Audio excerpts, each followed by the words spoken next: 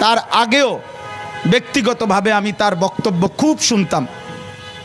আমি সবচেয়ে বেশি আজকেও আমি আমাদের পরম শ্রদ্ধেয় আমাদের কুমিল্লা মহানগর হেফাজতে ইসলামের সংগ্রামী আমির আল্লামা মুফতি শামসুল ইসলাম জিলানী সাহেব হুজুরকে বলছিলাম যে আমি তার বক্তব্য যখন শুনতাম, তার মাথা নাড়ানো, তার হাত নাড়ানো, এটা দেখে আমি কলিজা দিয়ে এটা বুঝতাম যে তার এই কথাগুলো কোনো রকম নাটক বা মেক নয়, বরং হৃদয় উৎসারিত কথা। বক্তব্য অনেকেই দেয়, অনেক সুন্দর সুন্দর স্বপ্ন দেখায়, অনেক লম্বা লম্বা হুঙ্কার ছাড়ে, কিন্তু আমি ইয়াকিনের সাথে এই কথা স্পষ্ট বুঝেছি যে শহীদ শরীফ ওসমান হাদি তার জবান আর তার দিল বরাবর ছিল। সে হৃদয়ে যা লালন করেছে তা জবানে উচ্চারণ করেছে।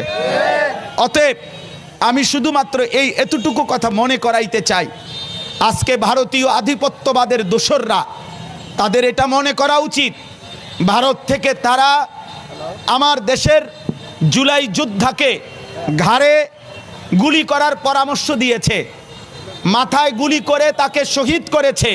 বাংলাদেশের জনসংখ্যা কম হতে পারে, তোদের ভারতের জনসংখ্যা বেশি হতে পারে, কিন্তু রব্বে কাবার কসম আমার বাংলার 18 কোটি জনতা জীবন দিতে যতটা পছন্দ করে তোরা বাঁচতে যতটা চাস বেটা। অতএব শহীদ শরীফ ওসমান হাদির নিজের লেখা একটা কবিতা আছে, আমায় ছিঁড়ে খাও হে শকুন। সেই কবিতা শহীদ শরীফ ওসমান হাদি নিজেই আবৃত্তি করেছিল।